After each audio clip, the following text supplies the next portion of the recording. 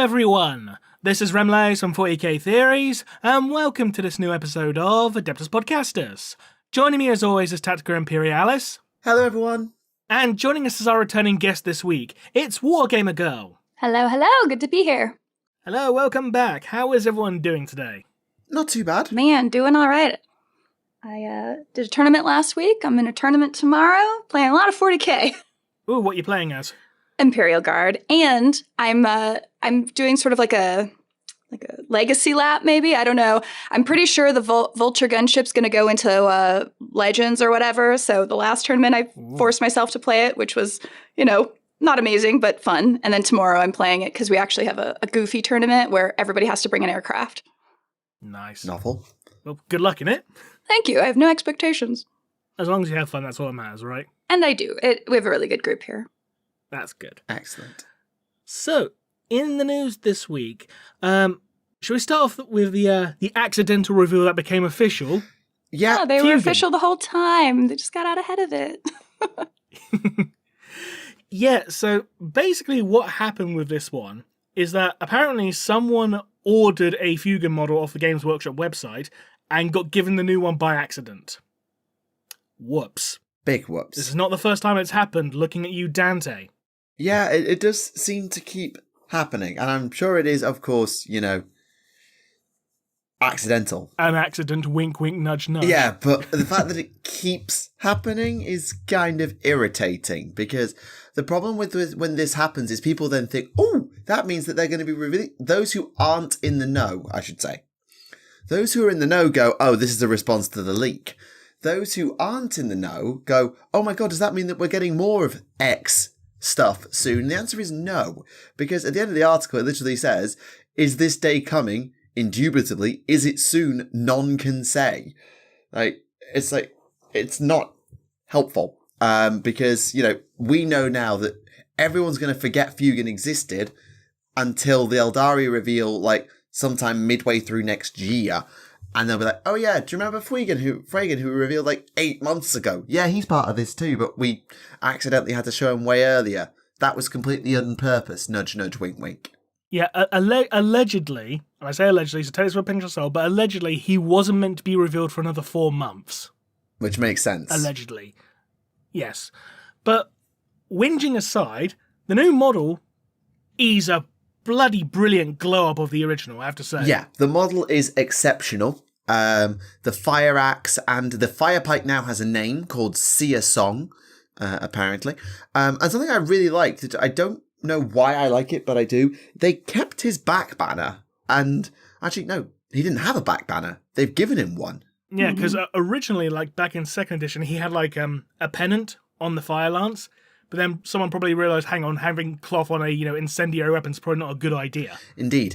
When you think of Phoenix Lord with a back banner, you immediately go to a sermon, because he has, in his classic mini, the back banner.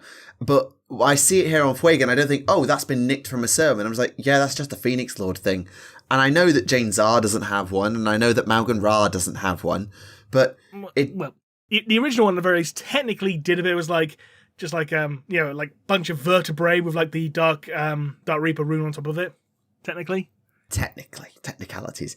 Technically. Yeah, but I really think that that's a great thing to do, and it's the fact that it's sculpted rather than freehand. I mean, I assume it's sculpted rather than freehand. I'm making a sweeping assumption here, because it does look it. With heavy metal though, they could make anything look like it was freehand or sculpted. They could do anything. So I'm going to assume it's sculpted. And if it is sculpted, then great. That helps people make their models look cool. If it's freehand, I kind of hope it is freehand. It is sculpted. I found a picture of the assembly instructions, and it looks like it's sculpted on there as well. Oh, boo. But is it just me who misses, as well as someone who can't do them, the days of just freehand banners? I remember the paper banners that used to come on blister packs, the sticky double back banners that you just basically stuck onto the banner itself. God. It's like a sticker. Okay, yeah, that is definitely sculpted looking at those assembly instructions. But either way, it's still cool. But the freehand back banner thing, I think, is just because it gives you that sense of uniqueness, and people who could do them in contests and things like Golden Demon were just, I don't know. Well, but maybe for the rest of us plebeians, it's kind of nice to have a banner that still looks nice without having to. Oh yeah, Bust for the out mere your freehand mortals like the skills. rest of us, yeah, absolutely. But I don't know, just think it's cool. Can I take a moment to appreciate the Chaos Space Marine helmet that's on fire? Yes. That base looks less complicated than Lord Solar, so I'll give it that. Oh yeah. Yeah, also, obviously, we can see his, well, not his rules, but his weapon profiles as part of these assembly instructions. So, in case you want to realise how nasty his weapons are, so Seer Song is either a Melter 1 triple tap strength 8 gun, so a marine melting machine with sustained hits too, or it is a strength 14 Melter 6 d6 damage, like, lance. So it has the option to be either a fire pike lance like the classic fire pike, or more of a spray and pray fire shotgun almost. It reminds me in a way of the do you remember, you probably don't actually remember, but like in 3rd edition with the Orc Burner Boys, because the Burner Boys, their weapons could either be used as a flamer or as a power weapon. Still a thing all the way up to 6th, that. Yeah, I couldn't remember because I didn't play Orcs in those editions. No, so but I did. I just remember. I mean, actually, I think it's still a rule now. It's just it's not one or the other. It's both. So they have a. Well, I don't know what about in 10th, but I know at least in like 7th or 8th they had a range profile, and the burner had a melee profile as well. What I mean is that you could use them either. You can shoot with them or you can assault with them. You can't do both in the same turn. That was that was a thing up to 6th or 7th, I think. I think it was a thing up to 7th. But either way, still really cool. And I do miss that with Burner Boys. But then again, now they do both. Do you remember if Fuegan was always 5 wounds? No, I didn't play Space Elves, never have. I remember when he was 3 wounds, I think it was. Okay, that sounds a bit normal. I mean, I know most of the guard. That's all I have anything to compare to. It's like all 4 wounds for the most part. Yeah, but I guess it's like 8 wounds, I think. But they're in mech suits. Yeah. I mean, and it's similar with like Sisters of Battle. Like they'll have not that many wounds unless they're in, say, a Paragon suit or something. But I guess the Fuegan's like a Phoenix Lord. Is that like a he is Primarch equivalent? Not exactly. The best way to think of a Phoenix Lord is kind of like they created the Aspect Warriors, and the Aspect Warriors followed, but they were just mighty Eldari warriors. So they weren't like special from the get. They were people who founded the Aspect Shrines and became the leaders of them, and they're now functionally immortal, because if they die and another Exarch jumps in the suit, they become the Phoenix Lord, hence Phoenix in their name. But they're not like god tier level warriors like Primarchs, no. They're basically jacked up Exarchs, essentially. Yeah. They're more like the equivalent to, well, an Autarch, but for a specific group. To like use like an Imperial equivalent, it's probably on par with like a Space Marine captain. Maybe a More chapter captain master. than a chapter master. Okay, I was about to suggest chapter master. Okay. Cool. Space elves doing space elf things. Got it. Hopefully this means a new Fire Dragon kit as well. We're still waiting on warp spiders. I know, Rem. I know. There's no lore associated, like books, recent Eldar books associated with this to your knowledge, though, right? Say again, sorry? Well, I just wondered if this early leak was part of a prep to release more Eldar stuff down the road, along with, say, a book. But I don't know that there's any recent books. There was a roadmap, and I need to, and I think it did say Eldari 2025. Hang on, give me a moment. Roadmap. This is where Warhammer Community actually is good in its new layout, because it's very easy to jump around and find stuff. No, that's 2020's fucking roadmap. That's not much. It's just a shame that most of the links on there are broken still, but hey. One step at a time. But I know there was a couple of Phoenix Lord novels in the past, and I know Gav Thorpe has said that he has a desire to write more of them, but I don't know when he's going to be able to do that. And I think the next one he's actually got planned is actually Malgan Ra. Nice. If only because of the fact he was the 3rd Phoenix Lord character introduced in the Phoenix Lord novel, so I assume that he'll be the next one to get a book. Fair. Yeah, all it says on the actual roadmap for Eldari is they are coming in 2025. And that's it. Gotcha.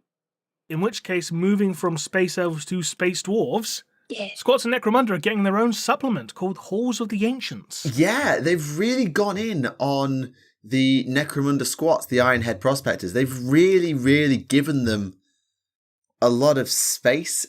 Granted, it's the equivalent to the house called the Gang Houses books, so it's like their faction book, which I get, but it's still cool and like gives you proper ways to run squat gangs and everything else, and lots of different things are brought across from the different units, which is nice. And they're actually going to give them a weapons upgrade kit, so all the weapons that are currently missing will be present. For example, mining lasers, power picks, arc welders, gem extractors and things like that will be at least equipable now from the kits, which is a big win. Can I also just point out how nice it is to have this nice little Rogue Trader throwback with the shoulder-mounted heavy flamer. Such a throwback to the old first and second edition Space Marine Devastators, where all their heavy weapons are just sitting on their shoulders. Yeah. I love that. You don't see that anymore. Such a throwback. I love it. Well, I guess their head is down far enough from their gigantic shoulders that maybe they don't go completely deaf firing all their weapons. Oh, that's low blow. Oh, Was that a that pun? reminds me of such a great line of dialogue from Cal Jericho's Sinner's Bounty. He got Grendelson, the squat bounty hunter, and he got that other bounty hunter, the one who looks like, he's got like the powdered wig. I've forgotten his name. But he's just like, "Hello, Grendel. Still short-tempered, I see." He's like, "Is that a crack about my height? Why, to go over your head?" Oh. However, if you want more actual proper throwbacks, they bought the squat trikes back. Yes. I love this. And you know what? I've seen so many people turn around saying, like, this is what the Hernkin Pioneers for the Leagues of Otan should have been. Which I get, but obviously they've gone with the more anti-grav for the scout bikes of the Leagues of Otan, and these are a bit more rugged and rough and ready for the ground-pounding Necromundan squat. And I get why both exist. Like, the Hernkin Pioneers feels like a natural evolution to what they're called Svenatar Scout Trike. It feels like a natural evolution for environments where wheels don't work to have anti-grav. So I get what people are saying, but I think it also makes sense that the squats that stuck on Necromunda have these, and the Votan have evolved them into anti-grav and all the other things. So I'm not mad about it, but they are really cool and it's great to have them back. I mean, I'm sure worst case scenario, like if you play Leagues of Votan, you can probably just proxy these as Hernkin, so... They're probably about the right size. Yeah, I was going to say, there's a lot of overlap. Yeah, probably. I like their really big crawler thing, though. That thing looks awesome. Oh, yeah. That's awesome. The Scalvian Explorators, they're called. That's the one, yeah. They're $195. I mean, we were just talking before before we started recording here with Remleiz about how, let's be real, like 40K is the like luxury brand of wargaming, right? So it's the Gucci and the Armani or whatever all those luxury brands are. Gabbana, so, we all know what we're getting into. $90 Sadly, yes. Tiny Space Marine helmets and all that.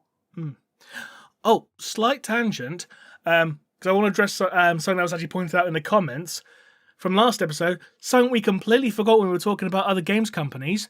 We completely forgot about Battletech. How could you leave out Catalyst?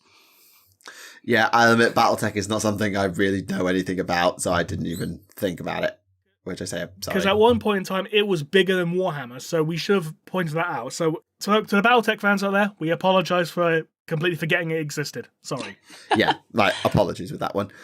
But let's make another jump from Space Dwarves to White Dwarves, because Grom Bindal's getting another novel. Ah. Technically, this is actually his first novel, because the other one was actually an anthology, if I recall correctly. Oh, is it his first ever Grom Bindal novel? I believe so. Bloody hell. Grom Bindal, Ancestors Burden by Chris Thurston is the White Dwarf's first full-length novel appearance in the Mortal Realms. Wow. So, yeah, that's a thing. So, yes, Grom Bindal has been in Age of Sigmar for a bit. They've never really done anything with it. This is his first full-length AOS novel, not his first full-length ever. So he may have had something before. I don't know. I don't know if he's actually had one for fantasy. Let me have a look. I'll let you do. Well, according to Black Library, it's just the other Age of Sigmar Grom Bindal novel. The anthology, rather. Yeah, true. So yeah, this is the guy, Chris Thurston, if you don't know the name, I didn't until I read this article, is the guy who wrote the Dark Oath novel, Gunnar Brand, which I have been meaning to get round to reading if I ever slog my way through the Ahriman novel. Oh god, is it that bad? Well, no, it's just A, time because baby, and B, it just... It's literally, I think the entire length of the novel I've read, but I'm in like part 3. I feel like it's happened in the space of about 2 hours of in-universe time. And that implies it's taking a while to get anywhere because it's all happening slowly. But I might just be, we'll get to that later. Yeah, I think I just need to sit down for an hour and slog it out. But anyway, so yes, this is someone who you might not know the name of, but if you read AOS fiction, you might just. So yeah, something interesting. Grom Bindal has a honor guard of sorts known as the Oath Breakers, a group of dwarves who harbour an individual cursed by whatever the ancestors' burden is. Yes. So there's something going on here. Well, if you've been following White Dwarf for the last, say, year, there's been several like little vignettes in there that follow stories of the Oathbreakers and ending with Grom Bindal like revealing himself. So if you're following White Dwarf, you're probably already somewhat familiar with this. Oh yeah, and Chris Thurston actually wrote those too. Mm-hmm. Ah. Quite entertaining, honestly. Like I got way more knowledge about the Age of Sigmar just reading White Dwarfs than I got from anywhere else. Fair. It's one of those of White Dwarf being a big expense for not a lot of reading time. I've sort of stopped reading it. So after 500, I agree. They shrank by about 20 pages for the magazine, and I don't see as much lore in there. Yeah, because we talked about it in a previous episode. Like, I bought a copy of the magazine that had like that big article about the Leagues of Votann, and most of it was just copy pasted from the 9th edition Codex. It's like, well, that was utterly okay, but let's be real. That's cheaper than the Codex was. Yeah, I know, but when they market it as like, oh, this is going to be a huge lore done about the Leagues of Votann, you expect to have something new. Or something fair. of substance rather than just copy paste. I got to fight the Leagues of Votann at my last tournament. They are irritating. tough cookies. Yeah, that's a good way of putting it. Like, as a Tau player, when your guns at a strength 5 suddenly are not mulching things because they're not wounding on 3s, and you're stuck with Space Marine level armor at toughness 5, fuck me, it's annoying as a Tau player. Well, and then they turn around and nuke you with some crazy, like, strength 14 weapon. It's insane. It was challenging, for sure. And then when you do finally fucking kill them, the Ancestor grudge bearer token fucking thing kicks in. And it's like, well, now I'm about to get absolutely marmalized. Thanks. Mind you, as a Tau player, the simple job of beating Votann is very simple. I am faster than you. Come and get me, you stunty idiot. Because you can't. So the Tau plan is to just bully them about their height is the game strategy. No, the Tau plan is to bully them about their short legs and run away from them because they can't catch you for melee. Like, genuinely, if you play even like a mixed army like I play, which has got like fish and suits and things like that, like genuinely they can't engage you because they're move 4 and you're move 5. And yes, they could charge you, I guess, but I also have battle suits that will jump behind them if they try and run up my front line. I'll just jump behind them and they're caught in the middle. Yeah, I mean, that can be very helpful. I mean, at the end of the day, you still have to get on objectives though, right? So everyone knows where everyone's going, theoretically. Yeah, but again, I'm faster than you. You can't control all of them. And also because you are in like super expensive armor, I'm more numerous than you. So if you want to go and have that objective, enjoy chonking through 20 Kroot for 10 minutes because you won't. And by that time, I'll have mopped up the rest of the board and just picked you off piecemeal. That's kind of how because we have a Votann player at the Warhammer Club at school, and that's how I've learned to deal with the nonsense, is just outmaneuver and shoot to kill. Ah, good to know. Well, speaking of Tau, while we're on the subject... And books. New Tau novel. Yes. Rem sent me this, and I went, ooh. was pretty much my internal brain's reaction. So this is Elemental Council.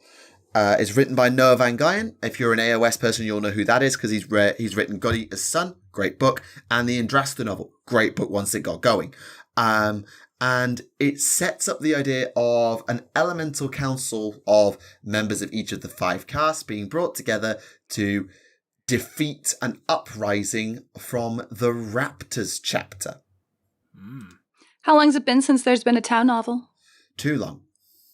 I think the last one was the last Farsight one, wasn't it? No, it was the Shadowsun novel. It was the Shadowsun novel, but Tau have been in a fair few novels, but they've not been the sort of protagonist for a very long time since the Shadowsun novel, and before that, the Farsight novels. What will be interesting... And not only that, it's also the first Tau novel in a long, long time not to be written by Phil Kelly. It was the Shadowsun novel, Phil Kelly? Yes. Okay, yeah, very long time then. We're not quite... Because the only other one I can think of that wasn't was the other Shadowsun book, Last of Kiyu's Line. And Firecast by Peter Faiavari. Yeah, but Firecast wasn't really a Tau novel because it was focusing on an Imperial Guard regiment more than anything else. This is true. It was that novel where it had an Imperial Guard regiment now basically Confederates in space. Yes. Literally, the Confederates. Yes, that sounds about right. Yeah, I genuinely think that's correct. But yeah, I think that my own... very muffled. If I can cover your mic, I think. Oh no, that was me putting my head in my hands trying to wrap my brain. So yes, apologies. But yeah, what I'm really hoping is that as much as, there's a Space Marine leading an insurgency, and that's been interesting watching the Tau try and police their own world, actually see what it's like after a Tau conquest on a human-conquered world. That will be interesting. Some of that has been previewed in White Dwarf too, actually. I read about that probably 3 issues ago, I would say. Yeah. They actually did have some stuff in there about Tau on fighting against Guard, specifically, on those worlds that they've been conquering. Mm-hmm. Yeah, there are bits and bobs around, but it's going to be interesting to put it together. I just really hope, and I'm very worried, that because there's a Space Marine, that the Space Marine is going to command far too fucking much screen time. And if that happens, it will be extremely, extremely irritating because this is a Tau novel and it should be treated as such. I just realised this is also going to be the second Tau novel that features the Raptors as antagonists. And the Raptors do not show up often. No. Do you remember what the other one was? No. Fire Warrior. Oh, I've never even read that. Yeah, the tie-in for the video game, yeah. The Raptors are the initial Space Marine antagonists. Good grief. And they are right idiots, and they get all blown up by a single drone. It's hilarious. Oh dear. Lord. That book was not good. And I love Simon Spurrier as well, because this one was like, oh god. It literally just read like, level 1, level 2, level 3. And having played the game, it's like, I recognise this. Yes. And it was stupid. Yeah, well, if you want to create your own squad of Raptors with some rather unique minis, then Killteam might be the place for you. That was a bad segue, but it'll do. Because Killteam has a new starter set. I know they just did Hivestorm, but you can't have a new edition of Killteam without shoving Space Marines in your face. So what they've done is they have created this starter set of Ultramarines versus Death Guard, because always. But what's really interesting is these are the Warhammer Heroes blind box models put together into a Killteam. So it's, if you were looking to get some of the Warhammer Heroes minis and you couldn't because they were RNG pulls and you were missing a couple, or, you got one but never really had the inclination to get the full set, well, this is how you can now get the full set of both the Ultramarines, which contains heavy intercessors, normal intercessors, assault intercessors, and an eliminator, as well as a lieutenant of some kind, and the much more interesting Death Guard, who've got some really cool looking Plague Marines and a Sorcerer mini, I think, tied up in there. So plenty of cool stuff on both sides if those factions suit you. And MDF terrain. Yeah, I don't know what to feel about that. All right, I've heard... I'm just going to intersect real quick because I love the high quality plastic, very much so. Now, there is some argument for the MDF. One of my friends who's actually enjoying the new Killteam did mention that it's much easier to transport because the game is sort of designed to be portable. Maybe it leans more into that by not having to carry so much plastic around, especially if it's noisier, doesn't stack well, where obviously the MDF does. So that is the argument that I've heard for it. However, obviously it's not going to be as durable and it's not going to be as cool. I mean, it's going to be more durable than the original cardboard terrain we had back in 2nd edition. It's like an upgrade of that, but to actually be more durable than the original cardboard, because cardboard is, anything can happen to cardboard. Like, you can get bent or it just gets wet and it's useless. So MDF, I have no issue with that. And do you know what I want to see? I want to see Games Workshop release some of the old cardboard terrain kits, like the old Imperial Firebase, but done up in MDF to make it a bit higher quality. I'd love to see that. Genuinely. Could be interesting. Well, okay, you'd be interested to see it, but would you be willing to pay $50 for cardboard? No. Cardboard, no. MDF, it's higher quality than cardboard, so $50, that's like what? 35 quid? Something like that. It's not that much more expensive than the original Firebase would have been, because that was about 20 quid so back in like 1995, so inflation, that's probably about the same price, adjusting for inflation, so... Fair enough. We'll see. We'll see. I know it's not new. I know it's not new news, but I did want to throw out there that Casterkin also went on pre-order and are getting their own novel, which is cool. Ooh, getting their own novel. I must have missed I knew about the pre-order. I didn't know about the novel. Well, wait a minute. Maybe I'm pulling up old news. 12. I might be on old news. Hold on. I knew they were getting... I knew a lot of the kill teams had gone on pre-order this week. I was aware of that much. Yeah, because Kastin went on pre-order. Sort of the Phobos strike team, Chaos Space Marine veterans, Tau Pathfinders, and Inquisitorial agents. Yeah, ignore me on the novel. I was pulling up our article from like 2022. You're right. This website is not super clean to navigate. No, it's not very well dated. Yeah. The other pre-orders are the 2 new Chaos Lords and Kotiaz, as well as the Broken Crusade Black Templars novel and Debate Daka. As in paperback. And also collections of audiobooks for the Warhammer Horror. So if you enjoyed bits of it but didn't get around all of it, then they've decided to create little anthologies. Perfect for Halloween. Absolutely. That's fine. I really disapprove of the Killteam boxes. Like, as a enjoyer of getting these units, but not an enjoyer of Killteam, I really disapprove, because it's just made them even more expensive to get. And there is absolutely, as someone who has legionaries and would love to have all the unique upgrades that are in there, I am not buying that. Same with Pathfinders. I want the new weapons. I am not buying that. I have a squad of Inquisitorial agents from my combat patrol, but I've had to build them in the combat patrol style. I am not buying them as a kill team because they got the data cards and shit in there, just shot the price up by about 30% and it is fucking ridiculous. Do you know what else is going to be ridiculously expensive? Everything. The Sanguinius action figure. Oh dear. Yeah, so this is from Joy Toy. He's not the first Primarch and he won't be the last. He does look really cool. Let's be real about that. Like, I don't know how much he's going to cost, but those details are awesome, and I'm sure he's got lots of accessories. Is it just me, or the way his hair's sculpted, it being very noodly, combined with his face, he looks a bit like Dolph Ziggler. I know what you're saying. But it is very impressive. Like, the fact that the wings have got loads of different articulations, and the fact that it's like ridiculously huge, and he's got a few different weapon options as well. Like, at least they've taken the time to make it look good. Like, they haven't just done this as a cash in. Well. Yeah. Joy Toy brings it. Like, all of their stuff has looked really good so far. They've definitely taken it seriously.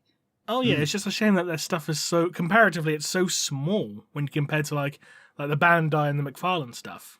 I mean, it's the wingspan. If you fully open Sang's wings, it's 33 centimeters across, so that's about 13 inches. But yeah, I know what you mean. But the fact that it's at this level of detail on that level of scale is very impressive. And that level of posability and design, I think one of the challenges with the McFarlane or the Bandai or the other stuff is it's really big, which makes it really a bit more costly, and they often end up sacrificing detail when they scale up, whereas Joy Toy, to their credit, really do know their craft, and while it's not exactly Weta Workshop detailed, they're as detailed as the Citadel minis, easily. Like, if I look at the Magnus the Red one, like, I own the Magnus mini. This is as detailed as the Magnus mini. Easy. Man, these, like, the posability on him is really quite good. I'm just Different gonna hands, yeah. check the price of some of the Primarch figures quickly. One moment. I think it's like 80 quid. Yeah, so the Joy Toy figures, like the Joy Toy Blood Angels Praetor, for instance, that's like $70. That's only like $10 less than the Bandai Primaris Marine, and it's a lot smaller. Yeah, I mean, Sanguinius is should be $140 at full price. He's on a little offer at the moment. Yeah. But I do like the fact that the Angels tier squad is like $160. You get an entire squad for basically like just a slightly bit more than Sanguinius himself. True. Yeah. It is also worth noting that Sanguinius is also being accompanied by a Blood Angels Praetor, who is also, incredibly detailed with all the extra cool shit with its Paragon blade and all that stuff. So, credit where that's due as well. Looks really good. I think the Sang Mini has two things going for it. One that's unique to him and one that's unique to the model. One is the wings and the weapons mean he's way more versatile than other Primarchs that have come before. And two, they have actually given him a flying stand. And they don't show it in the Warcom pictures, but in the actual Joy Toy promo pictures with him, he looks fucking amazing on the flying stand. Like, He really does. like, if it were the same scale, I don't know, it's not, and it never will be, and it shouldn't be, but you could really do something cool with the Sang and Horus minis together doing the Vengeful Spirit duel, and I really hope someone does use the insane posability of these things to do some great, like, dual dioramas. And I know they would never be allowed to instance Golden Demon because they're not painted, but someone could do something really fucking cool with these things if they tried. Fair enough. Right. Yeah, they look great. And moving on to other winged bird friends and all that. It's a crap segue, I know, but new Blood Bowl star player that has a deer and a bunch of birds. I don't know how to segue into that. Rowana Forestfoot waits for the Gnomes, rides a stag into battle, which is apparently completely fair, and does indeed use birds as part of the game as well. So that's what happened to Bambi's dad. Also, I just want to point out, the pigeon has a football helmet on and it's adorable. Yeah, no, they're doing the little guys thing where it's really a lot of cutesy here. It probably is working. Yeah, they are. Okay, yes, that is really cool. Yeah, another one's nicked the referee's yellow and red card. It is the referee now. Yes, I am the captain now. Yeah, the Gnomes, because the Gnomes were fairly recently released, right? Yeah. Yeah, so I wonder how popular I'm sure they're going to be quite popular. They're such goofballs, so. Who's this guy? Oh, there's also another star player while we're on it, which is Jeremiah Cool. Jeremiah who? Jeremiah Cool. Jeremiah Cool. Kool. Cool. Oh, we're going to 90 spellings, are we? For an elf. We're going to have something called Extreme, but it's to spell X-Dream. Yes. So this is a radical dude. Yeah, so this is a Dark Elf star player who will play for any of the Elven Kingdom teams. Have you got a picture of him? Yeah, sorry. Yeah, apologies. I sometimes get a little bit sidetracked. Boop. Okay, he does look straight out of the 90s. Like, if he had black armor, he should be wearing black leather. And I don't know about that smile. That's a little uncomfortable. But he is Dark Eldar. Dark Elf. Yeah, apparently he retired a long time ago, but now is not considered, the GOAT. Because, he used to be the greatest of all time, incomparably. More MVP awards than ever. pioneered the dump-off pass. But nowadays, people think who's the best player? It might be, Jordel Freshbreeze, which is one of the other Elven Star players, the super nimble Wood Elf guy. And so he's like, nah, I am coming out of retirement as a star player for hire so that I can confirm that I am the greatest of all time. And also, I have a record of 91 fatalities. I just noticed he's breaking the rules already. He's not wearing the regulation socks. That's actually a thing in Blood Bowl. They actually have to wear the special socks. He's not wearing them. Oh my god. Because if you look at the Sylar and Fingrim star player, he's actually wearing the socks. It actually says he has to wear the socks because that's part of the rules. All players must wear the socks. And he's not wearing them. He's breaking the rules. The gnome is just wearing clogs. I don't see any socks there. They could be ankle socks. We don't know. You can't see under the shoes. But this guy's got bare feet, so no excuse. No excuse. Indeed. Yeah, that's fair. In terms of whimsy, I think there's only one other place we can go, which is this year's Christmas commemorative miniature. And what a surprise, it's the Red Gobbo again. Of course it is. However, this is the Red Gobbo with snowman grenades. And it's kind of an orky snowman. Yeah, so the snowman is actually quite clever. So obviously the hat is from the Goth Rocker, but also you can remove the snowman's head, and if you do, it's a giant bomb. Okay. So if a certain thing doesn't want to catch these hands, then the Gobbo can just say, catch this instead. And yeah. So do you think this one's better than the last one? Because it was like riding a squig or something in the past. The Christmas squig. Yeah, I remember that. I mean, the fact I prefer it with the snowball grenades, to be honest. Actually, it wasn't even the Red Gobbo that was riding the squig last year. It was the Black Gobbo. No, it was the Black Gobbo. So yeah, it was the Black Gobbo, yeah. It's... Oh, no, the Red Gobbo had a squig 3 years ago. Ah. So you weren't wrong, just there's that many of them. And I think, to be honest, it's the same as when they did the Grom Bindal minis. Like, when you repeat something enough times, it starts to become blended together. Like, when I think of Grom Bindal, I can think of 3 or 4 minis. Like, there's Spaceman Grom Bindal, there's Santo Grom Bindal, there's Jumping on Top of a Shield held up by Josip Bugman Grom Bindal. There are loads of different ones, and they also, I can't remember which one came when in what order. And it's the same with the Red Gobbo now. The 2023 model was him on top of a chimney. Yeah. With a big stick of dynamite. I mean, it's a reoccurring character. I guess kind of like Grom Bindal, except, he's like the elf on a shelf. He's the Gobber equivalent. Yep. I mean, I do prefer the new one. It just seems a bit more dynamic compared to last year's. Well, I mean, there's more things going on, right, with his little helper guy there. His little snotling buddy, yeah, snotling elf. There you go, snotling. Yeah. Yes, it's very cute. I mean, it's a perfectly fine little model if that's what you want to collect for. Do people use those as proxies for anything, or is it literally just like a Christmas decoration? I think they would have like Legends rules, if I recall correctly.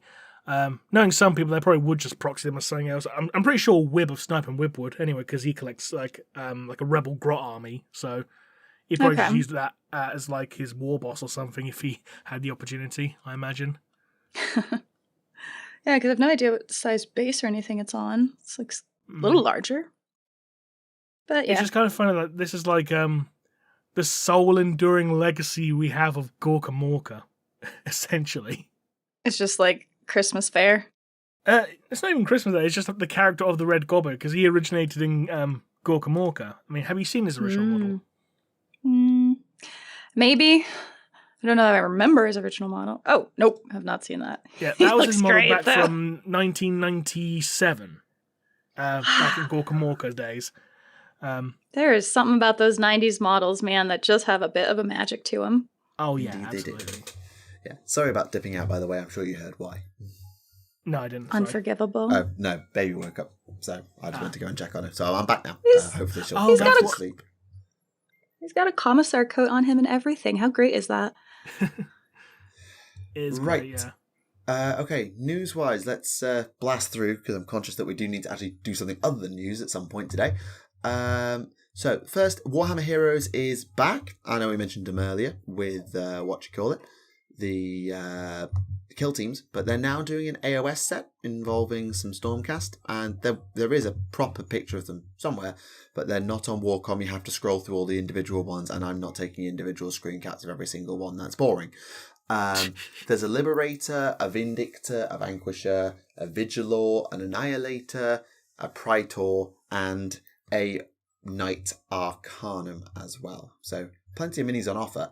It's just a case of good luck with the RNG loot box pulls, guys. Not.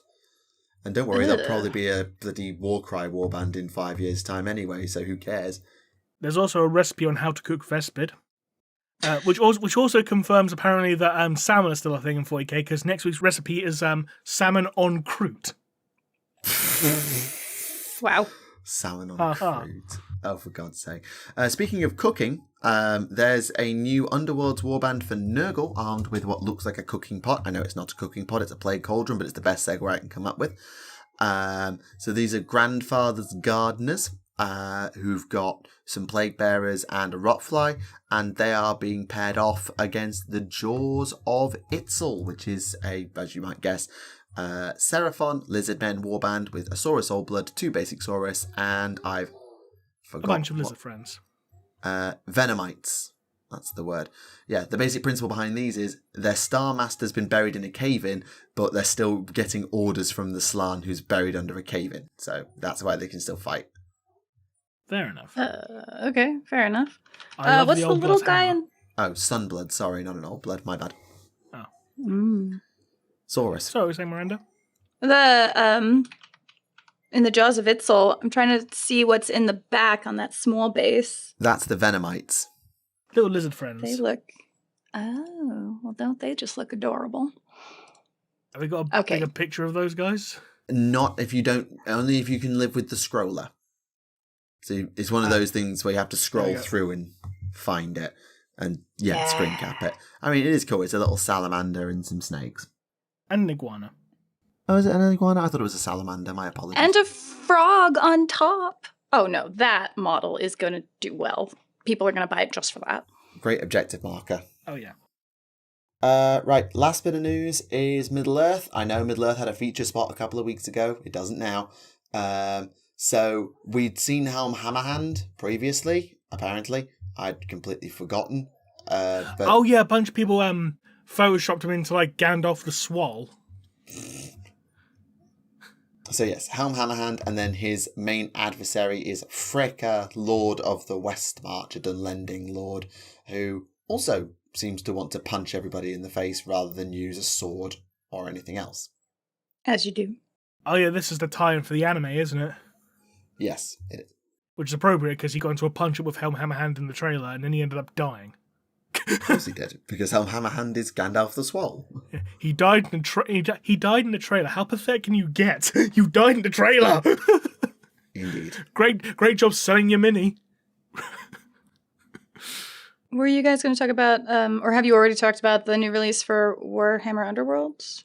That's the 2 warbands I just did. The Jaws of Itzel and Grandfather's the 2. Gardeners are the Underworld warbands. Okay, because I was looking at the Ember Guard core set release. I guess it's getting ready to come out. Oh, right. Yeah, I don't think there's anything new in that. I think we'd seen the Skaven and Stormcast in a previous podcast. But unless I missed Skaventide something is in there. A mighty box for sure. Okay. Well, cool then. Oh, there was one thing in this Solar Auxilia heraldry article. Haven't opened it. I'll go find it. This is something actually Oculus Imperial actually pointed out to me. The Byzant Janizars, they've been retconned. Yeah, they've been retconned into just being Legion Auxiliaries as opposed to being just regular Solar Auxilia. They're just Legion Auxiliaries now. Oh. Well, that sucks. There's been a few things in this edition of Horus Heresy that they've retconned, which I find a bit questionable. Like, oh yeah, by the way, there's Loyalist word bearers, like entire companies of Loyalist word bearers, and I'm thinking, doubt. Especially considering, like, in the previous edition, like, you know how every Legion could be either played as Loyalist or Traitor? Yep. There was 2 exceptions in the previous edition. Blood Angels and Wordbearers, they could only be Loyalist or Traitor respectively. Yeah. But now you can have Loyalist Wordbearers now, but I don't think you can have Traitor Blood Angels yet, which is a bit weird. No. Well, it's interesting to have a look at all the iconography at the bottom, because there's a lot of Greek stuff tied through it in the Silver Auxilia. A lot more than you see in most places. Like the Manichaean Commonwealth bulls, like the Minotaur type thing. Theta Garment goes without saying. The Lord Marshal's own the Agathon. That's a Greek Spartan. Well, not Spartan. It's a Greek warrior's helmet. Hoplite, I think it's called. A what?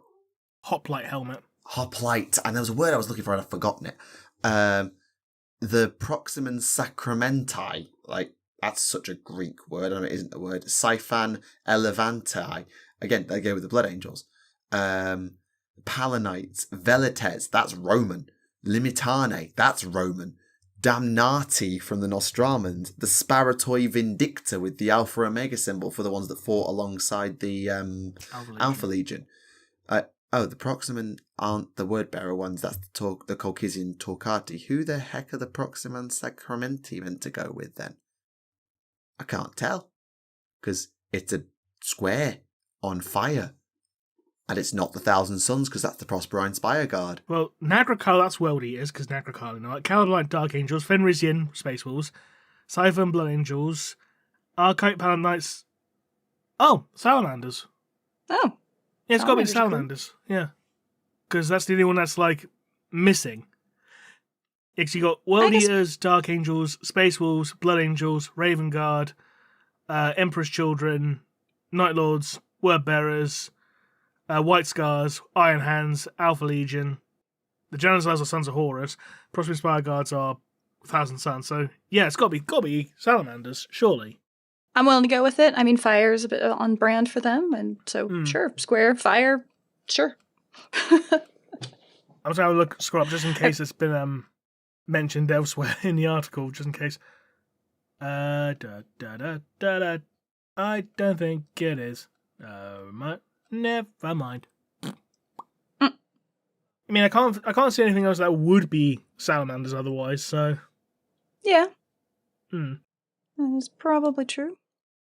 I think that might be it for the news, unless Neves points out something else that needs pointing out. We can always take a look at the rumour engine while waiting for Neves, so... Wrong chat, I don't want to post it there, I want to post it here. What do you reckon this could be for? Because it looks like it's like a gun clip, isn't it? So, ammo clip. Okay, yeah. So maybe something. I mean, those are big rounds in there. So, I guess a magazine of sorts. Orky or Space Marine. I don't know. I so ignore the rumor engine stuff. I can never recognize whatever like that little piece to something is. How lucky have you been, or how accurate have you been with the rumor engine stuff generally? Not very. Yeah, because they find a really obscure little piece to be like, this, have fun. And I know some people decode them, like, good on them. No clue. Yeah. I don't know. Not a clue. It's just a thing that goes brr. Kind of. And it's like, they're going to come out in time, or they'll accidentally leak it, or whatever. I mean... I just go play my games. No Games Workshop will probably just send them all to someone by accident. Yeah. Indeed. Yeah. Oh, dear. Poor Fuegan. Poor Fuegan, poor Dante, poor that one random Orc Warlord, or Orc War Boss, rather. Indeed. There was also a balance patch download as well, for those who play 40k. There's been a lot of balance patches of late. I suppose it's great in the digital age that they can actually, like, you know, put out balance patches like this. But at the same time, it makes me think, like, why can't you just wait for the games to be tested first before publishing them or something? I don't know. DLC for video games has ruined wargaming, in my opinion, on that. Like, I absolutely hate all of the digital stuff because it means that they can put out a codex and then the next day get an FAQ. I'm looking at you, Tao. Like, it makes it lazy. it makes the whole situation, the whole development cycle of it lazy. And now we've got editions that we're getting like every 3 years now or something like that. There's like a scheduled timeline for when the game's going to become obsolete, and then you have to buy new editions. I don't like the subscription-based stuff. Like, I don't know. It's an analog game. Sorry, you got me on a soapbox now. It's an analog game, damn it. So the whole point is to not be connected to your phone. Sorry, back. And No, you're all fine. good. I'm just in the middle of a rant. And so, yeah, like you have to go to tournaments, and now you're downloading 3 different apps. You might be on Best Coast Pairings and Tabletop Battles, and then the Warhammer app just to keep track of your scores, because now, games go to 100 points. And so scoring can't be just kept in your head or kept with cards or something like that. The digital stuff has made everything kind of unnecessarily convoluted, and now you get these stupid balance patches that come out every so often because it doesn't matter if it comes out in physical medium or not. It can just be fixed in post, as they say in Hollywood. I mean, considering that last edition, the Custodes Codex and the Space Wolf Codex were both out of date before they were even released. Exactly. That's why- and that just... Oh, God. And it's bad for the development cycle. It's hard on developers, just like with video games. It gives the developers even less time to get a completed game out, because the idea is that, we'll just fix it in DLC. Well, now war games are being treated the same way, and it sucks. I hear what you're saying. I appreciate I didn't hear the first half of this conversation because Screaming Child needed milk. But I would wonder that from the perspective of a competitive player, that the game is constantly being patched. So if something comes out too strong or there is power creep, these things can be actively addressed. Or if you're in Age of Sigmar, a mission pack really suits certain factions or playstyles. So let's fix it. Let's rotate it. Let's nerf this, buff that, change this, whatever. You would think, and this is being a bit stereotypical perhaps, for a comp player, much as that's paperwork to keep up with, it actually would make games more balanced and enjoyable. And I hear what you're saying about dev stress, and I actually agree with you completely that it's not fair on the team.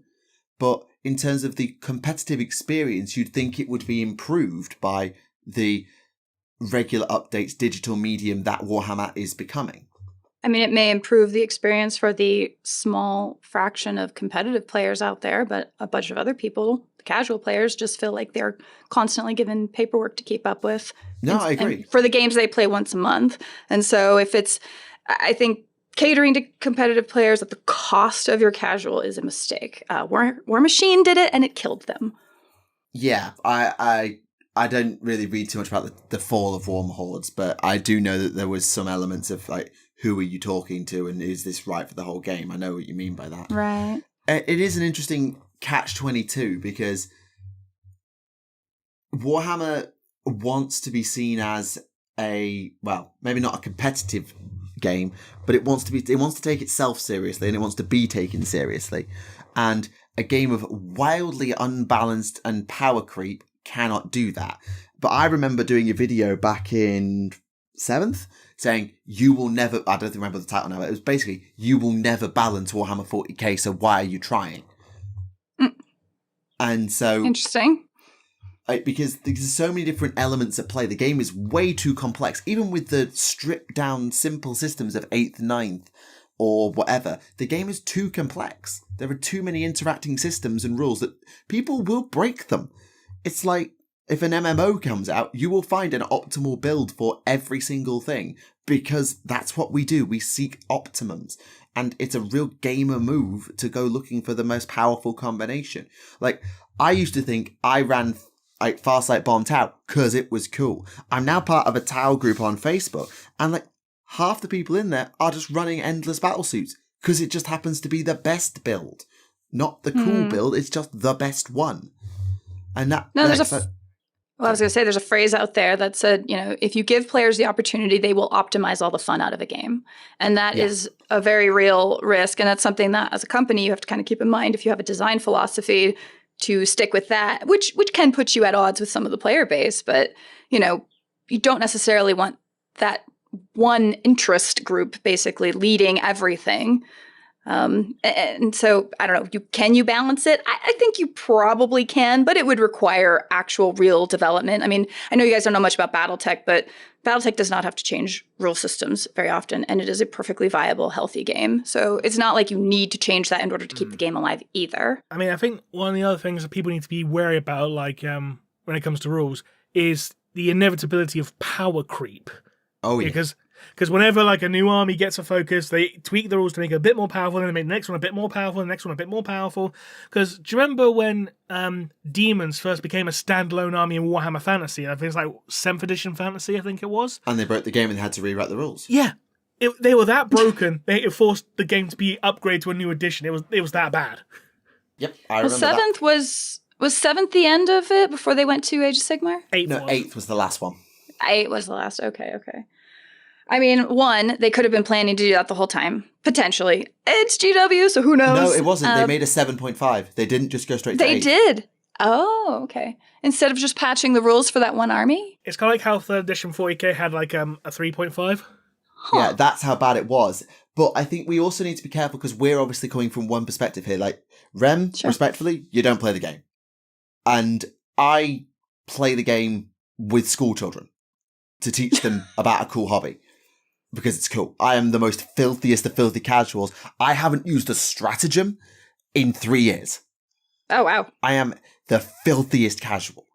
But we are also lore nerds. Like, we are all, if we could do it, narrative play, crusade, narrative campaigns, that is our shit. If we had the time to play the game properly.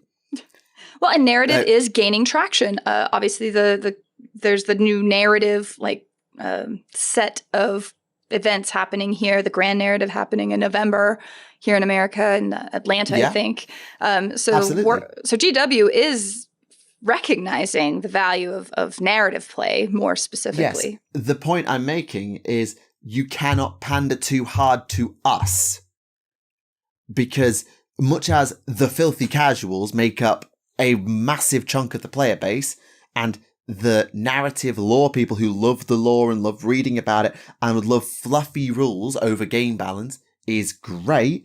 If you build the game like that, then people who actually want to feel like they have a chance when they sit on the table are going to get really pissy. Because if we made games that represented the lore, then Custodes would never lose. Like, they would be borderline invincible. Grey Knights would be a 100% matchup against demons, pretty much. And Space Marines would have like an 80% win rate because that's how they're presented in the narrative. So you cannot over-pander to the competitive scene with overbalancing and constant tuning, but you also cannot over-pander to the narrative nerds like me, like Rem, because we will make the game so broken in the name of flavor and fluff that it will become way over-bloated with complex rules because everything needs a narrative purpose, and we will make the game completely broken. So you have to find a balance, and I think GW over the past 10 years has been drifting more towards the competitives because they're wanting to bring people in from other games and other areas to make themselves more mainstream, more presentable, more viable by being competitively balanced and fair. So that's what they've done. Whereas in 2nd, 3rd, other editions, flavor was the name of the game and it made the game utterly broken. I don't know if that's a fair assessment, but that's how I... disagree in regards to 3rd and 4th edition, because those editions weren't really... Maybe not 4th, but... Yeah, because... Well, those were all in the 90s, right? No, 4th was in the 2000s. In the 2000s? Okay. Yeah. So before wargaming was as mainstream as it is now, by a significant margin, I would assume. Yeah. It's getting more mainstream has necessarily brought in more competitive interests, I suppose. And balance interest. Well, that is, I guess, yes, it has. So, yeah, I mean, I think if you pander to one, it's usually at the cost of another. So, what are they pandering to right now is probably more the question. And with narrative stuff coming up, it may drift a little more that way. I don't know. I think the main thing that narrative play can do is they need to make sure that the game is fine, make it as comp and balance driven as you want. But narrative needs to play around its not a different core rule set, but a lot of its own rules and unique tweaks. And that's why getting narrative play off the ground on your own is hard because you want to make the game much more flavorful and unbalanced to get it the way you want it. And so that's hard. And they need to make sure that things like grand narrative and other things aren't just like games that have consequences, but there is actual unique flavor to them.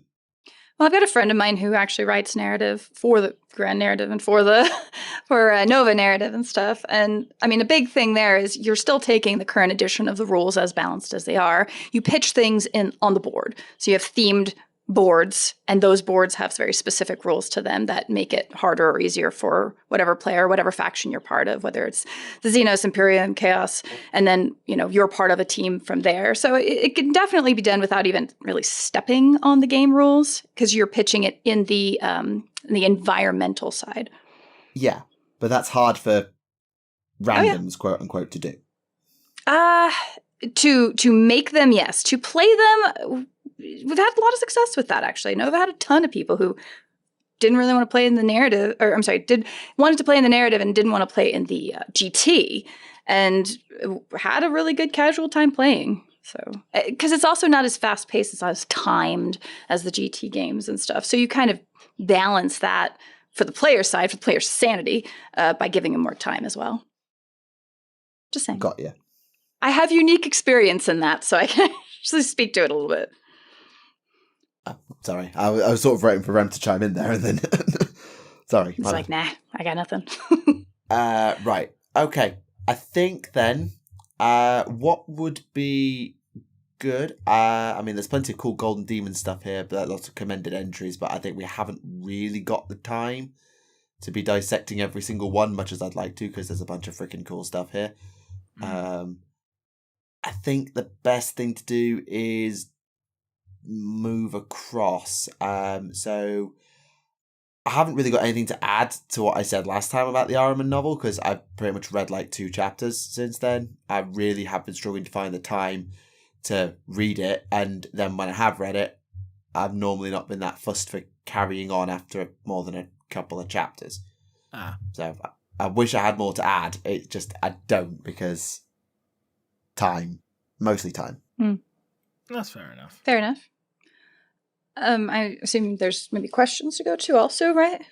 I don't know if you've read anything in particular, Rem, that you want to enlighten us about? I've started reading Oaths of Damnation. I'm not that far through. I'm about like a quarter of the way through. Okay. But I can talk about what I've gone through so far, because it is a decently chunky book. So consider this a spoiler warning. Skip to the timestamp in the video description, because the book is still relatively new, if you want to avoid the spoilers, obviously. So, entering the spoiler room, in 3, 2, 1. So, we open up on an Exorcist ship. Alarms are blaring. Everything's on red alert, because a demon has basically taken control of one of the broken ones, who are like the failed aspirants that the Exorcists use to basically house demons for their possession rituals. And it's a demon known as the Red Marshal, which is a demon of Khorne, an exceptionally powerful demon of Khorne at that. Somebody miscalculated that. Yeah. All the serfs are killing each other, and there's an Inquisitor on the ship who's trying to escape, trying to get out. And the Exorcists are basically shooting all the demons that are basically broken loose, and they're confronted by the Red Marshal. The Exorcists have set the ship's engines to overload. It's like, okay, we're going to blow the fuck out of the ship. We're going to blow the fuck out of you. You're not getting off this ship. And the Red Marshal's like, you forgot about the Inquisitor's little shuttle, didn't you? Oh, fuck, we did. Whoops. Needless to say, the Red Marshal escapes from the ship by hijacking the Inquisitor's ship and says, hi there, I'm going to torch you all the way to the planet because I'm a bastard. Oh, for God's sake. Yeah. Because I'm a bastard. We then cut to a bunch of Exorcist Reavers who are doing like a training ritual, like a VR training simulation rather. And during this training simulation, the lead Reaver, who's known as the Sin Slayer, he sees a vision of a warrior in gold fighting a powerful demon. And it's a vision that's been plaguing him quite a while, like quite often in fact. And he ends up going to visit one of the librarians about this. Right. And the librarian's like, oh, so you think you think this demon is the one that was your Never brother, basically the demon that was bonded to him briefly before he exercised it.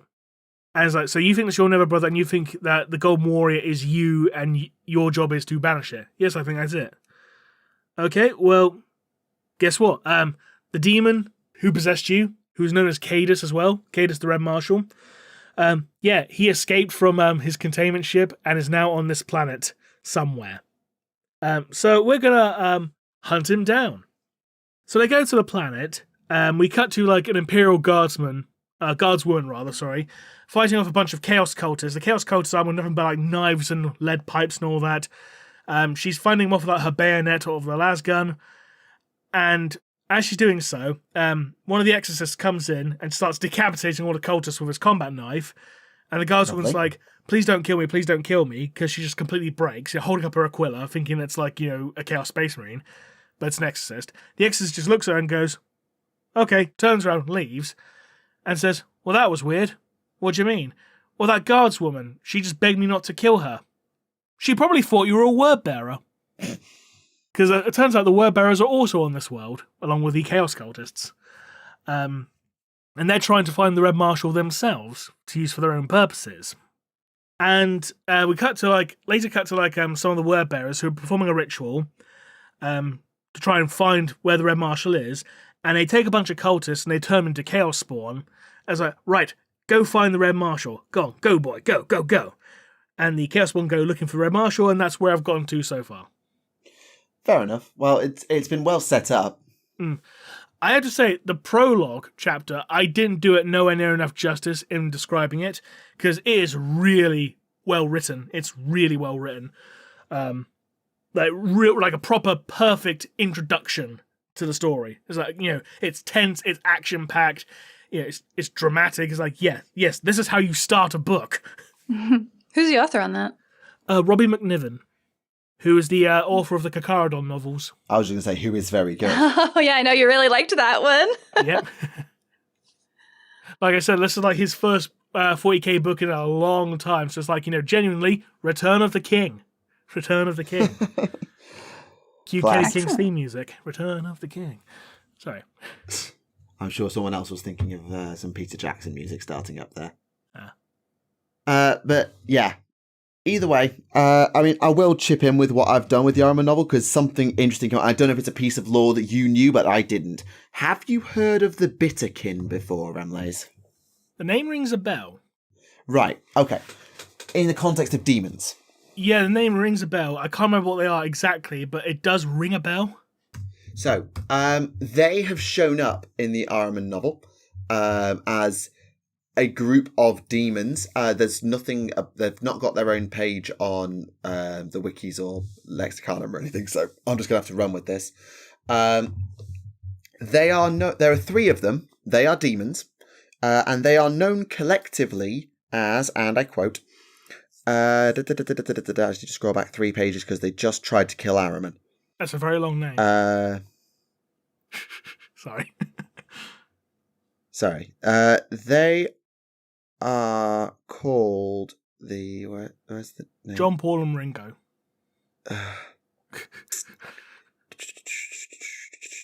This is so irritating because I've literally read this afternoon. Bibbity, Babbity, and Boo. Alvin, Simon, and The Theodore. Three Enders of Kings. Found them. The Three Enders of Kings. That's their title, as it were. And they're all sort of formed from the idea of treachery. So they come from like the knife in the back of a king from one of his bodyguards, or the ship of a renowned general lost at sea, or here we go, its nature grown from the bullet shot into the soldier who thought he'd reached safety. Is what the last one is, sort of the idea of, when you think you're safe, it gets you. I'm assuming these are all Tzeentchian demons, considering they're all tied with treachery in that. I assume so. It's not stated outright, but someone has unleashed them on Ahriman. And that's meant to be a big fucking deal. Because they're incredibly powerful and physically would destroy Ahriman And they even got into his quote-unquote mind palace. Right. Granted, Ahriman then binds one of them through bullshit. Literally, Ahriman, and I quote, "You are in my mind. The ancient philosophers would call it a memory palace, though they would thought its scale impossible. I stored my past here, my memories, my secrets. It was the core of my intellect." And that's where the secondary battle, the physical and the mental, this is where the mental battle takes place. And they try and kill it, but then in Ahriman's brain, they have a bit of a fight for a bit in his head. And he goes, where's the quote?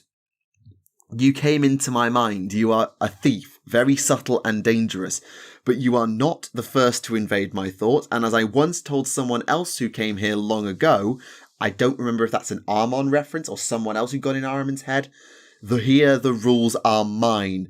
And at that point, he literally blasts the demon apart and binds it to him. Not like possession, but like manages to bind it in some way. Which, considering the way these demons are built up and what they're formed from, they're not quite on Draknien's level, but they're a conceptual demon rather than a created by Tzeentch, created by Khorne demon. They are more conceptual than that. Yeah. So he breaks it apart and traps a bit, and that's the last thing I got to. But it's very interesting that everyone is out to get Ahriman.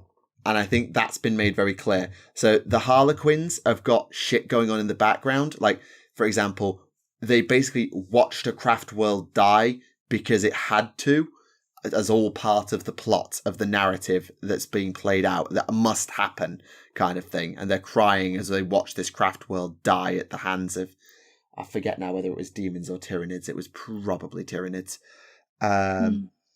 Or there's the Bitterkin, wherever they've come from, who snuck onto the ship from another ship in the Exiles fleet. There's this sentient warp storm that's tried to kill them. There's the battle for the Key of Infinity and the Necrontyr legions, who are apparently going to try and time travel to kill Ahriman before he finds it. That's been implied somewhere. So, yeah, lots. Oh, okay. So, yeah, it is interesting in concept. It's just, that's all happened, like, in terms of, like, how long has this book been going on in universe time? From the Thousand Suns perspective, about maybe 2 hours. Maybe 6. And also, Helio Isidorus, in case you've forgotten, he's the one who was de-rubricked. Yeah. He's now asking for Ahriman. Oh. He's like, where is Ahriman? He's starting to remember something, or he's learned something. And considering ever since he came back and all the way through the 4th book, he was a robot, a zombie, almost. Like, you could have a conversation with him, but he didn't remember anything. And by the time the conversation was over, he'd have forgotten it again. And they'd have the same conversation over and over between Helio and Ahriman. Now he's starting to remember. And also, he's basically the Pyrodomon. Not the physical I remember you mentioning that, yeah. He's basically also the death of the Thousand Suns, the Pyrodomon. Whoops. So he's going to die at some point, because otherwise the Pyrodomon will be a thing in the main plot, and it's not. So, yeah, I don't know. There's enough there that makes me want to keep reading it, but not enough that I'm neglecting my other duties to pick it up. Whereas with books like Deathwelder, when I read that, I would literally pick it up, read 3 pages, put it down, do a job, pick it up, read 4 more pages, put it down, do a job. And I would always be reading, to the point I think it annoyed some people that I was just constantly reading it. I'm not having that problem with the Ahriman book. Right. But I will finish it, because I'm on page 180 of 402, and you can tell how long I've been reading it. But I do want to get through it because, well, I want to read Demon Hammer, and I know that the next Dawn of Fire book has now come out, The Hand of Abaddon, so I need to read that too. Yeah. Oh, speaking of Hand of Abaddon, I did learn one spoiler from it. I don't know if you okay. I mean, if it's unless it's like completely critical to the plot, type thing. I think it's okay. I don't know if it's actually critical to the plot. I just know it's like it's something that Games Workshop generally don't do in a novel. But it involves an actual named Space Marine captain being killed off. Oh. As in a within the series character or an out of the series but put in there on-screen character? The latter. Oh, who died? I'm trying to find it. Hang on, where is it? See, this is... was... where the fuck is it? Maximus Epaphus, the captain of the 6th Company. Until you said his name, I never heard of him. I mean, it's an actual named captain getting killed off.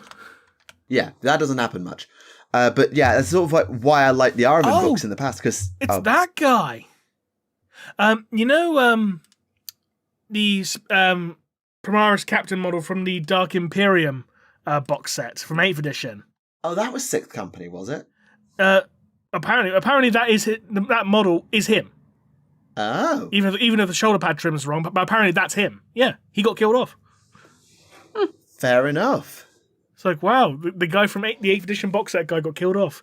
Which I think that's actually still a really nice model, and I wish you could get it separately. Yeah, you can't, I don't think. Yeah. But yeah, I think that is something that they don't do very often. I think the only other times I can think of it happening is, I think Grom Dragongaze has died, but not in a novel. I think he just died in like the burning of Fenris. I forgot. No, that was Eagle Iron Wolf.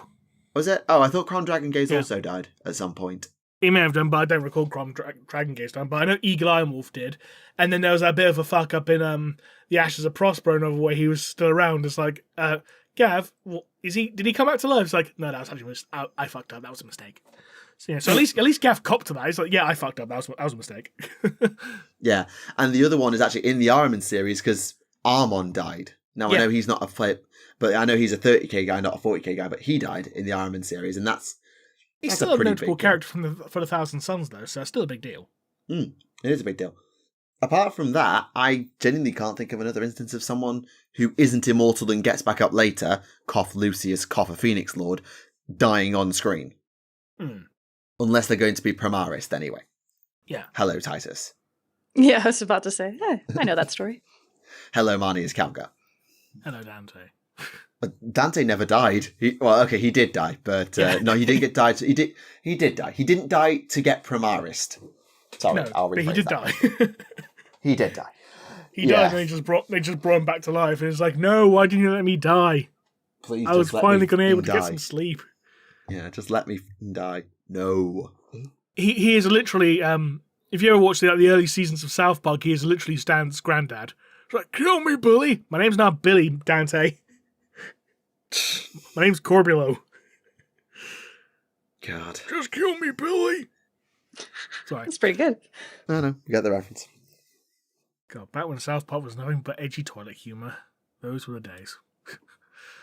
Hey, man, South Park's still sharp. Oh, yeah, I'm not saying otherwise. I'm just saying, like, it's come a long way. Oh, yeah. Yes, it has. Yeah, I'm sure I got nothing to contribute on the lore side, guys. Like, you know so much more about all of that than I've been following. I still haven't even gotten through my Gaunt's Ghosts. I mean, there's a lot of books in the Gaunt's Ghost series. I don't blame you for not getting through it, so... Yeah, there is a fair few. I mean, it's like, what, at least 12 books? At least? 13 was last I counted. I wasn't far off for initial guess. No, you were pretty dead on. Nearly there. But that's just one aspect of it. That's kind of one of the things with reading the lore of 40K. I mean, I've got friends of mine or coworkers who recently got into Space Marine 2, and they'll say, hey, where do I start with the lore? Because, like, I'm the one they all go to for that. And I'm like, I don't know, Luton or Remleiz, go look up some of that stuff. But even then, they're like, but what do I look up? Like, everything is so overwhelming. And I'm like, I literally really gotta pick one. So. Yeah. It's like, there's Tyranids. You could stay busy with Tyranids. You could certainly stay busy with Space Marines. A lot of the Xena stuff, like Tau and all that, like, yeah, there's stuff out there, but you start to really get diluted. You want to see those flying zombie babies. Yeah, well, people really like that in Space Marine too. Those little cherubs are adorable. I will say, ever since that game came out, my views on that video absolutely skyrocketed. Did they really? Yeah. Oh, that's awesome. Okay. Yeah. So, I mean, just I mean, you're reading like the Carcardon series. Like, who is going to start there? I mean, my view is like if you want to start in 40k, pick a faction that looks interesting to you and start with them. Yep. What do you think would be the hardest faction to start in lore-wise? Like, what has the least amount of lore? I think actually the hardest faction to start is the one that's got the most. Because at least if you've not got a lot, like take Custodes for example, it's easy. You've got like 3 novels to read and you're done. But if you're looking for least amount and most obscure, it's Votan by 100,000 miles because they've only got 1 novel. Well, that's fair. They're That pretty novel's not even out yet, so. Exactly. But in terms of, I think the hardest faction to get into lore-wise is probably Chaos or Eldar. It depends on what you want. Like, Chaos has a lot of novels where they are the antagonist, and there's the occasional one where they are the protagonist. But the majority of what you see with Chaos is selfish scheming and politicking and horrific shit involving demons or mutations. Or just evil, mwahahaha villainy. Like, actually deep and insightful Chaos literature amidst the miasma of places where they are. I'm not going to call it miasma of shit because there's some great books in there. But amidst the miasma is really hard to find. Orcs have the same problem, but orcs are a bit less complex to begin with and are not meant to be treated in the same way. Now, that's not to say orcs can't be complex. The Gazkul novel is fucking brilliant, but they're not the same. They're not asking to be taken as seriously as Chaos asks to be taken. Eldar are the same because if you look at Eldar, it's like, ooh, they are dying and they are manipulative and they are behind the scenes doing magic bullshit because it's all about fate. It's like, yeah, but actually, have we actually seen anything from the Eldar's perspective and actually thought about what they think about all this shit? Apart from the Yanari series? No, not really. Yes, part of the Eldar series and part of the Dark Eldar series. Okay, 1 series, yes, and they're really good. 2 series, technically. Technicalities, Remleiz. But you have a source and a place to go, but again, there's a lot of books where they are featured and they are not the focus and they just come off as villain of the week. Chaos has it even worse. Orcs have it even worse. So, yeah, I think it depends what you want, but if you want to actually understand a faction and its goals and its motives and on a deeper level, you're going to really struggle with Chaos, Orcs, and Eldar because there's that much stuff where they show up but are not the focus and therefore don't really get the time, attention, and care that they need to be taken seriously. So, okay, that's an interesting point. I just went onto Black Library's website because they have a Getting Started with Warhammer 40,000 section. And I want to run these books by you and see if you agree with them. There's like 3 anthologies of short stories, so I'm not going to include them. But the full novels they include Ghost Warrior for Rise of the Yanari, Devastation of Baal. Good choice. Cadia Stands. Yes. Good choice. The Sisters of Battle Omnibus, the James Swallow one. They are very good books and a very good understanding of sisters. Farsight Crisis of Faith. Fantastic book. Resurrection, The Herisian Wars. I wouldn't put that in Getting Started personally, but hey. No, that's Inquisition shit, no. Legacy of the Wolfen. Very niche, but I get it. Eye of Medusa, which surprised me. I wouldn't put it in there, if mainly because the physical copy at least was riddled with spelling mistakes, so I was like, no, absolutely not. The ebook version, you're probably better off with that one, but physical, absolutely fucking not. Sorry. The Azrael novel from Space Marine Legends. I've not read it, so I can't say. I get why. No idea. Talon of Horus, the Abaddon novel. Yeah, good choice. And two I do not agree with. I Am Slaughter and Horus Rising. I do not agree with those. Don't get me wrong. I know why. Because it starts with series, yeah, but I like Horus Rising. It's a great book, but I would not recommend the first Horus Heresy book to a newcomer because, that is such a daunting series. There's over 60 books in that. No, you want something smaller to start with. That's why it's the last book listed. Sorry. So say that again, sorry? I said, I guess that's why it's the last book listed on that list. Probably, yeah. But it's also, bear in mind, that the Heresy and I Am Slaughter's War of the Beast, right? Yeah. Those 2 series are 10,000 years away from modern 40k. Everything that's there is completely different to what 40k is now. If you want to introduce someone to what 40k is now, then you do not give them those books. Straight up. Is this Black Library just for 40K or in general? That's 40k. That's 40K. I'm pretty sure there's like a getting started for Age of Sigmar, and there is. Yeah, but I would suspect that most of those will be just the faction novel in question, and then a couple of the main series ones around like Soul Wars and things like that. Finally enough, half of the books are literally the Realm Gate Wars series. Even though that's now 3 but the thing editions. Is, it's not. Thing is though, it's book 1, book 4, book 5, book 7, 8, and 9. Not the other ones. Just those ones. Why? I don't know. I've not read the series. I can't say. No, neither have I. Like, I think one of them has the death of Behemat, so I get why that's there. But yeah, I think if I were to build an AOS starter set, I'd be wanting Court of the Blind King, because it's a great intro to Ideneth. Soul Wars, because it gives you the AOS 2 narrative, and I think you'd probably want to take Dominion as well, and whatever the new one is for AOS 4. So I'll tell you what's in there, aside from the Realm Gate Wars books and the anthologies. It's got Plague Garden of the Hallowed Knight series. Good choice. Spear of Shadows from 8 Lamentations. Not read it. I would probably pick the Indrasta novel instead, but it is very disconnected. And Overlords of the Iron Dragon. It's a good Caradron novel, and the Caradron series kind of spreads out from there, so I know why that's there. I would probably include that alongside. I think the main thing of what do you want an intro series of getting started novels to be? Do you want them to be an intro to the setting or an intro to the factions? And I think AOS is better off doing a set of intro to the setting through things like Soul Wars or the Skaven version that is now, whose name I've completely forgotten what the AOS 4 starter box is called. That's kind of embarrassing that I don't know. What, Scaventide? Scaventide, thank you.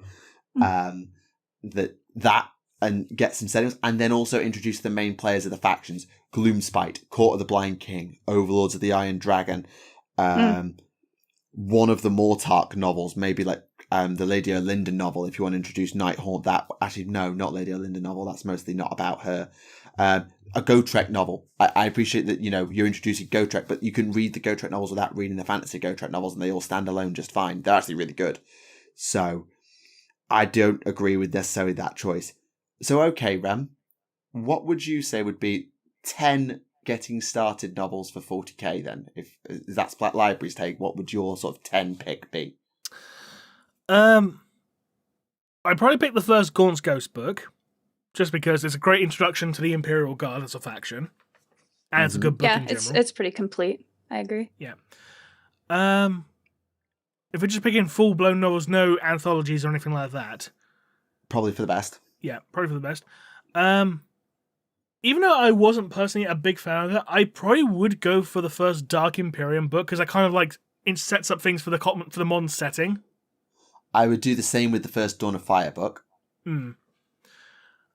What else? Keep Crisis of Faith, keep Ghost Warrior, or maybe take one of the other Path of the Eldar books instead of Ghost Warrior. I don't know. Keep Crisis of Faith, definitely. An Orc novel. Yeah, but there's not many Orc novels, really. That's the thing. And most of the Orc novels and the actual full-length Orc novels, aside from the Gazgol one, most of the full-length Orc books are kind of crap. Like Brutal Cunning was ultimately kind of crap because it was marketed as a full-blown Orc novel, and the Orcs are in it for like only a third of the fucking book. Yeah, same as well. There is a Catachan novel that has half the book following the Orc in it. He's one of the sneaky ones. That was one you read. Well, yeah, I remember you talking about that one. Yeah. So, I mean, I don't know how representative necessarily it is for learning orcs, but it was very entertaining to see the contrast between the two, because you actually individually follow Catachan officers and also the orcs specifically. So maybe that one, but I haven't read other stuff with orcs. Yeah. What was the name of that book? I mean, I would also be tempted to put the new Deathwelder novel in there, because it's a great look at what the Tyranids are actually like and what a Tyranid invasion is actually like. I think that's a really good book. Catachan Devil, that's what it was called. Yeah. Do you take the what are they called? The Necron, Twice Dead King? I'd put Twice Dead King on there, yeah. Oh, yeah, I wouldn't. I was going to say Infinite and the Divine, but that's really jokey and not Necron-y at all.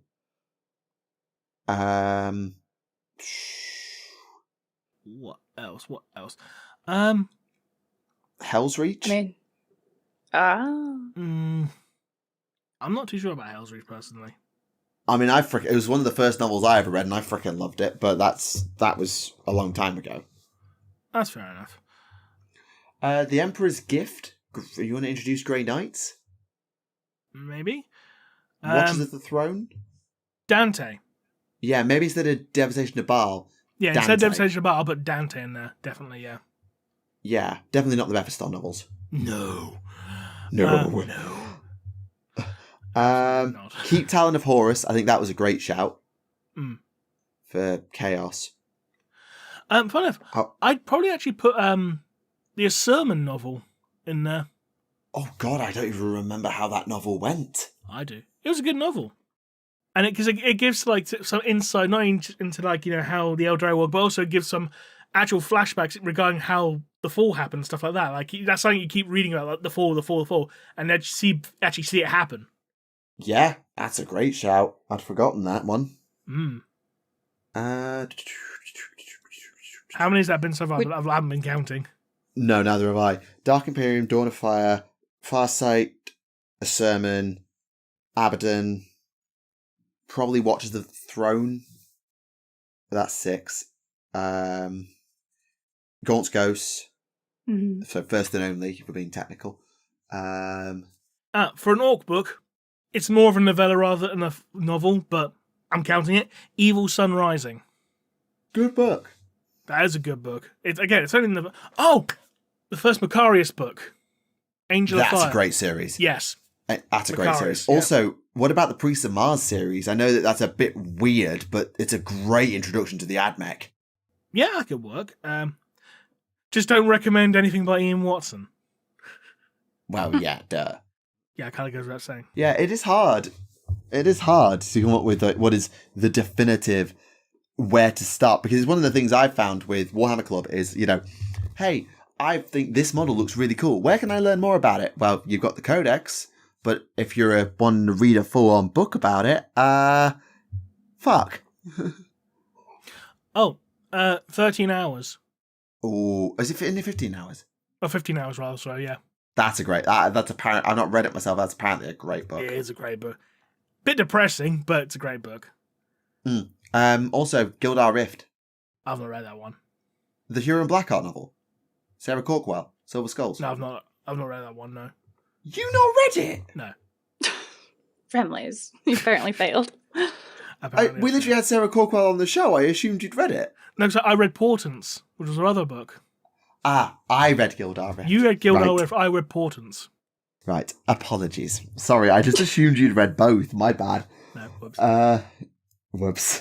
I know a lot of people like to put Eisenhorn on there, but no, I wouldn't personally. Don't get me wrong, they're good books. Don't get me wrong, but they're very, how do I put it? They can be overly verbose. Yeah, I think Caiaphas Cain falls into the same problem. It doesn't take itself seriously enough. Yeah. Whereas Eisenhorn, I think, takes itself too seriously. However, because this is actually what Samoa Joe actually said like ages and ages ago when we had him on. He actually recommends for stars the first Soul Drinker novel. That's a good shout. It's an old one, but a good shout. It recently had its 20th anniversary, so yeah. Good shout. I think you're above 10, just so you know. Yeah, I think you're just going nuts now. It is hard though. Like, I as much as we can rag on, Black Library's list is shit. It is really hard to come up with something definitive. It is hard. I mean, I think you guys, or both of you, like kind of were in agreement for at least half of that list, or around half of that list, right? Yeah. Ish. Did you notice at the top of the Black Library website there is a category for Warhammer crime and horror? I've read a few. What is Warhammer crime? I'm like, is it in those? Is it what Necromunda or is 40K? What is happening here? So it's set on a hive world, not Necromunda, but it's called Varangantua. It's a hive world, lots of hive cities, spires, underhives, all that sort of stuff. But it's basically an entirely independent place where nothing was written about it before this series, and every single book has happened there. There's a lot of some of it's got quite noir vibes. Some of it's got like murder mystery vibes. Some of it is about intrigue and not cult activity, but also this idea of the populace and the masses and the elites, and it's very much a distilled. What is a 40k world actually like? Distilled down. I've only read 2 novels in the series so far. I've got a third one ready to go on my books, ready to read. So I've read King of the Spoil, which is a major Underhive Lord is dead. What happens now? And I've read Flesh and Steel, which is a Lex Imperialis and Adeptus Mechanicus of arbitrators and investigators versus the AdMech trying to solve a series of murder mysteries and always try to cover it all up, and there's massive intrigue behind it, and the wealthy lords are getting involved and the AdMech's reputation is involved. What happens next? They've both been exceptionally good. They are not traditional 40k fare. Like, I think there's maybe been 3 gunfights in 2 books. But that doesn't take away from, if you really like the intrigue and the character-driven narratives and thinking, what would it actually be like to live in the 40k universe on a world like that? On a Hive world, what would it be like? It's really, really good.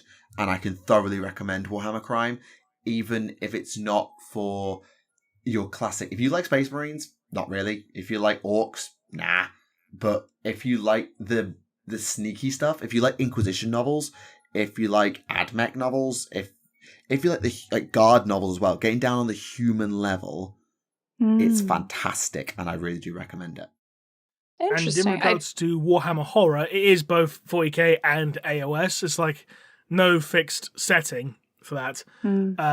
So you got like some stories that like focus on like there's a murder, like people are mysteriously dying, or like there's a plague, or there's like typical monsters like witches or vampires or zombies, or just more psychological suspenseful horror, that kind of stuff.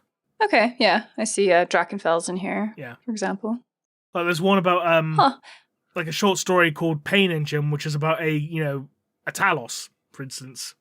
Funny enough, there's a short story called The Eisenbrack Horror, 40k story, and it's about a vampire. As in, like, the Rogue Trader vampires. Oh. Yeah. Huh. So, yeah, they're still canon because they're in a story from Warhammer Horror. It just didn't occur to me that they would have those subdivided out like that. It's kind of interesting. Because from the actual novels, I've read the Oubliette, which is just basically Helsing, except instead of a vampire, it's a mandrake. The Bookkeeper's Skull, and Deacon of Wounds. Deacon of Wounds was great. If you'd like to hear mine and Arena's thoughts on Deacon of Wounds, you can see the exclusive video on Patreon. Go get the plug-in. But it was a really good book, and it's like it's so fucked up. Like in a good way, like a horror film should be. Like, oh god, this is completely messed up. Oh, it's getting worse. Oh, it's worse. It's worse. I fucking love it. And the Bookkeeper's Skull has the Clown Servitor in it. Ah. Yeah. Oh, no. No. I wonder if either of those genres, though, would adapt better to like a movie or a television series. I mean, I know that's sort of been a big problem for a long time, is how do you adapt 40k? And we've talked about that in the past. But I wonder if some of these subgenres might actually be a little bit better way to do it. I think they would. I think... Go on. I was saying, like the Oubliette, that would make a great like little horror mini-series. For like something like like Stephen King's It. Yeah. And I think that Flesh and Steel would be really interesting done in like that serial, like murder mystery style. But I think 40k needs to be careful of. Yes, they're easier to portray, but you don't want to give people the impression that that's what 40k is, because it's not. That's a very different representation of the universe compared to the grand battles and conquests for the fate of the galaxy that the rest of Warhammer 40k is. So it's really hard to portray. And so getting that across, and it's why I think they should never, ever, ever, ever, until they've really got the license down and have really got a set of works behind them, they shouldn't even touch the heresy. I know it would be tempting to do They all shouldn't, three period, parts. to be honest.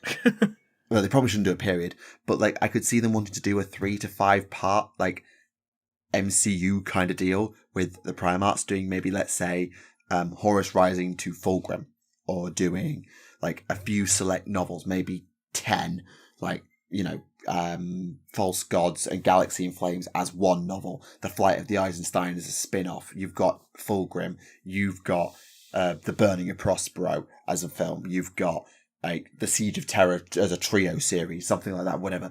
I know why they'd want to do it, because it would make bank.